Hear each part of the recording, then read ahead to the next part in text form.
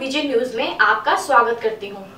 पेश है देश दुनिया, खेल, कारोबार व फिल्मी दुनिया की अभी तक की 20 बड़ी खबरें। आरबीआई ने विकास अनुमान घटाया। रिजर्व बैंक ने बढ़ती महंगाई विशेषकर अंतर्राष्ट्रीय बाजार में कच्चा तेल के दाम में हो रही लगातार वृद्धि के मद्देनजर चालू वित्त वर्ष के विकास अनुमान 6.7% से घटाकर 6.6% कर दिया है। विपक्ष के बहिर्गमन के बीच लोकसभा में धन्यवाद प्रस्ताव पारित। राष्ट्रपति के अभिभाषण पर धन्यवाद प्रस्ताव को लोकसभा ने आज पारित कर दिया, लेकिन कांग्रेस सहित प्रमुख विपक्षी दलों के सदस्य इससे पहले सदन में बहिर्गमन कर गए। प्रधानमंत्री मोदी की पत्नी की कार दुर्घटनाग्रस्त। पीएम मोदी की पत्नी जशोदाबेन की कार राजस्थान में बेगू इलाके के काटुंदा मोड़ पर हादसे का शिकार हो गई। हादसे के बाद जशोदाबेन को सुरक्षित बाहर निकाल लिया गया। वहीं दुर्घटना में एक की मौत हो गई जबकि 7 लोग घायल हो गए। पीएम मोदी ने कहा, लोकतंत्र नेहरू की देन नहीं, हजारों साल से है इसकी परंपरा।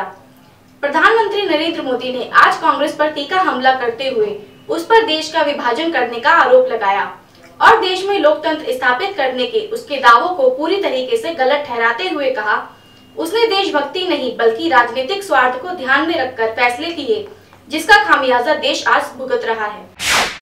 राहुल गांधी ने कहा, संसद को विपक्ष की आलोचना का मंच न बनाए मोदी। कांग्रेस अध्यक्ष राहुल गांधी ने राष्ट्रपति के अभिभाषण पर लोकसभा में धन्यवाद प्रस्ताव पर हुई चर्चा के प्रधानमंत्री नरेंद्र मोदी के जवाब को राजनीतिक भाषण करार देते हुए आज कहा कि उन्हें विपक्ष पर आरोप लगाने की बजाय उसके सवालों के जवाब देने चाहिए। पुराने आवास एवं वाहन ऋण सस्ते होने की उम्मीद। आरबीआई ने आवास तथा वाहन ऋण के पुराने ग्राहकों को राहत देते हुए अगले वित्त वर्ष से इसे सीमांत लगाने ऋण दर से जोड़ने का फैसला किया है। इससे पुराने ऋणों के लिए भी ब्याज दर में कमी आने तथा ग्राहकों पर ईएमआई का बोझ कम होने की उम्मीद है। रिजर्व बैंक आरबीआई की मौद्रिक नीति समिति ने बढ़ती महंगाई के डर से नीतिगत ब्याज दरों को यथावत बनाए रखा है। पाक आतंकी को छुड़ा लेना देश के लिए अच्छा नहीं, आजाद। राज्यसभा में विपक्ष के नेता गुलाम नबी आजाद ने कल एक पाक आतंकवादी को कश्मीर के अस्पताल से छुड़ा लेने की घटना को गंभीर मुद्दा बताते हुए इसके लिए राज्य सरकार को दोषी ठहराया और दोषी व्यक्तियों के खिलाफ कार्रवाई करने की मांग की है। ट्विटर पर मोदी के फॉलोवर 4 करोड़ से अधिक। ट्विटर पर प्रधानमंत्री नरेंद्र मोदी की लोकप्रियता में लगातार इजाफा हो रहा है और उनके फॉलोवर की संख्या 4 करोड़ पार कर गई है। देश में सब कुछ सलामत नहीं, कांग्रेस ने मोदी सरकार पर जनता और देश के लिए गड्ढे खोदने का आरोप लगाते हुए आज कहा कि देश में असुरक्षा की भावना फैला रही है और सब कुछ सही सलामत नहीं है। गांधी परिवार पर भी की जाए सख्त कार्रवाई, जागीर कौर। अकाली दल की महिला इकाई की अध्यक्ष बीबी जागीर कौर ने 1984 के सिख दंगों के लिए गांधी परिवार को दोषी ठहराते हुए मांग की है कि मुख्य आरोपी जगदीश टाइटलर के साथ साजिश रखने के आरोप में गांधी परिवार पर भी सख्त कार्रवाई की जाए। एमबी वैली को टुकड़ों में बेचने की अनुमति।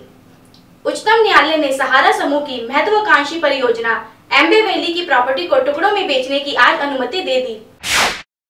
बाबा रामदेव पर धारावाहिक। योग गुरु बाबा रामदेव की जीवनी पर 12 फरवरी से डिस्कवरी जी टीवी चैनल पर एक धारावाहिक का प्रसारण किया जाएगा। सोने चांदी की चमक पड़ी फीकी। वैश्विक स्तर पर दोनों कीमती धातुओं में रही तेजी के बावजूद स्थानीय स्तर पर महंगी कीमत को देखकर जीवराती मांग सुस्त पड़ गई, जिससे सोना 50 रुपए कमजोर पड़कर 31,550 रुपए प्रति 10 ग्राम पर आ गया। ऑटो एक्सपो का आगाज, कॉन्सेप्ट और इलेक्ट्रॉनिक वाहनों का जलवा। ग्रेटर नोएडा यात्री वाहन बनाने वाले देश की सबसे बड़ी कंपनी मारुति सुजुकी इंडिया के कॉन्सेप्ट फ्यूचरर एस अनावरण और होंडा कॉर्स की नई अमेज, मुंबई मोटर इंडिया के नई एलीट i20 और मर्सिडीज बेंज के मेबेक 650 की लॉन्चिंग करने के साथ ही कारों और मोटरसाइकिलों का मेला 14वां ऑटो एक्सपो आज शुरू हो गया। भारतीय फुटबॉल कोच कॉन्स्टेनाइल का कार्यकाल बढ़ा। अखिल भारतीय फुटबॉल महासंघ FIFF ने राष्ट्रीय फुटबॉल टीम के कोच स्टीफन कॉन्स्टेनाइल का कार्यकाल वर्ष 2019 तक के लिए बढ़ा दिया है।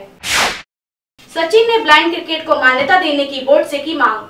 पूर्व दिग्गज क्रिकेटर और राज्यसभा सांसद सचिन तेंदुलकर ने भारतीय क्रिकेट कंट्रोल बोर्ड बीसीसीआई को एक पत्र लिखकर भारतीय blind cricket team association CABI को मान्यता देने और साथ ही उन्हें बोर्ड की पेंशन स्कीम का लाभ देने की मांग की है। Fed Cup Kazakhstan Japan Korea की एक तरफा जीत। भारत की मेजबानी में खेले जा रहे एशिया ओशनिया जोन ग्रुप 1 के फेड कप मुकाबलों में बुधवार को कजाकिस्तान जापान कोरिया गणराज्य ने अपने अपने ग्रुप के मुकाबलों में एक तरफा अंदाज में जीत दर्ज की। आयुष के अपोजिट वारीना को लॉन्च करेंगे सलमान। बॉलीवुड के दबंग स्टार सलमान खान अपने जीजा आयुष शर्मा के अपोजिट नवोदित अभिनेत्री वारीना को लॉन्च कर रहे हैं। पैडमैन में काम कर गर्व महसूस कर रहे हैं अक्षय कुमार। बॉलीवुड के खिलाड़ी कुमार अक्षय कुमार पैडमैन में काम कर गर्व महसूस कर रहे हैं। अगर आपको हमारा ये वीडियो पसंद आया है तो आप हमारे चैनल विजय न्यूज दैनिक को लाइक कीजिए और सब्सक्राइब कीजिए। साथ ही बेल आइकन को प्रेस कीजिए ताकि हमारी अपडेट सबसे पहले आप तक पहुंच सके।